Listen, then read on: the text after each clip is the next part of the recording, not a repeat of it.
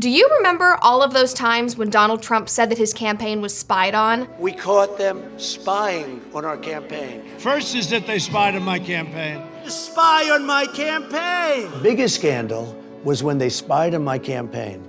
They spied on my campaign. There's no real evidence of that. Of course there is. No. It's all over the place.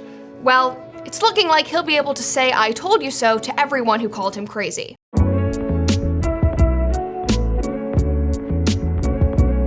There's a new bombshell court filing that indicates Hillary Clinton hired a tech firm to spy on Trump's 2016 campaign.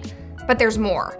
The filings also say that operatives targeted official White House computer networks while Trump was president. The tech executive named in court filings allegedly collected internet traffic data to gather derogatory information to use against Trump. And beyond working for Hillary Clinton in 2016, the firm involved in the allegations was also paid by President Joe Biden's 2020 campaign and the Democrat National Committee. Donald Trump reacted to the new filings from special counsel John Durham by saying that it provides indisputable evidence that my campaign and presidency were spied on by operatives paid for by the Hillary Clinton campaign in an effort to develop a completely fabricated connection to Russia. This is a scandal far greater in scope and magnitude than Watergate, and those who were involved in and knew about this spying operation should be subject to criminal prosecution. Meanwhile, the Daily Mail reported that Hillary Clinton refused to answer questions about allegations that her allies spied on the Trump campaign.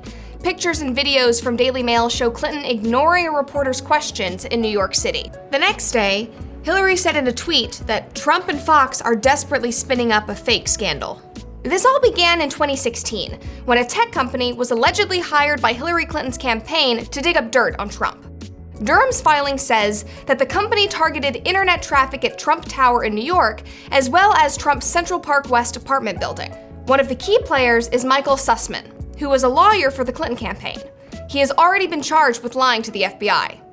Sussman was indicted in September of 2021 because he lied to the FBI when he provided supposed evidence of Trump colluding with Russia. He told the FBI that his findings were not for any client.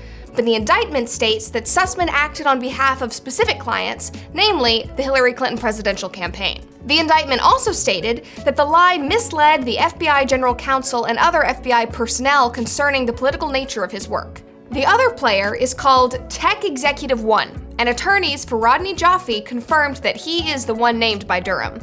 Jaffe served as the Chief Technology Officer of Neustar Information Services. Interestingly, Jaffe said in an email that he was tentatively offered the top cybersecurity job by the Democrats when it looked like they'd win in 2016.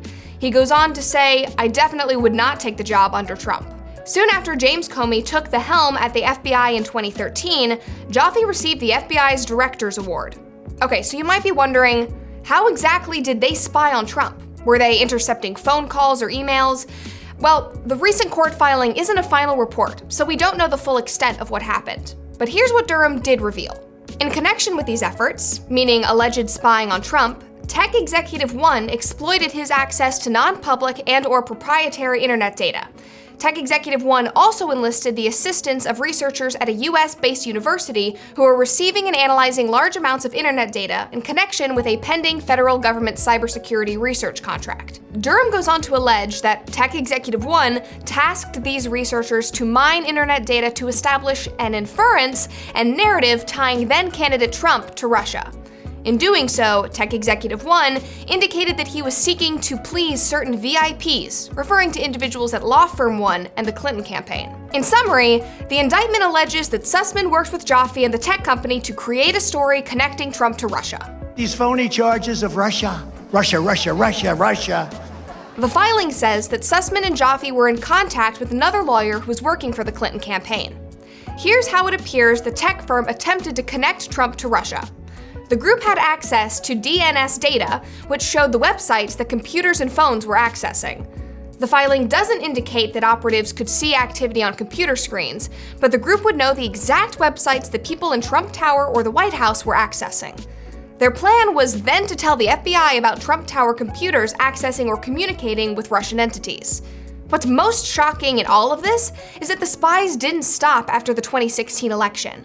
Durham's filings show that Hillary and her team couldn't find any Russian connections to Trump, but they kept spying anyway, even after Trump was in the White House. So a private company who was paid by Hillary Clinton spied on networks owned by the US government, all because they hated Trump. The same individual who was involved in the alleged spying during the campaign conveniently also worked for a company that had come to access and maintain dedicated servers for the White House. That company had a sensitive arrangement whereby it provided DNS resolution services to the EOP. Durham told the court that these alleged spies exploited this arrangement for the purpose of gathering derogatory information about Donald Trump. In 2020, special counsel John Durham began investigating allegations of spying on the Trump campaign. His work quickly became a criminal investigation that led to the indictment of Sussman and the recent filing.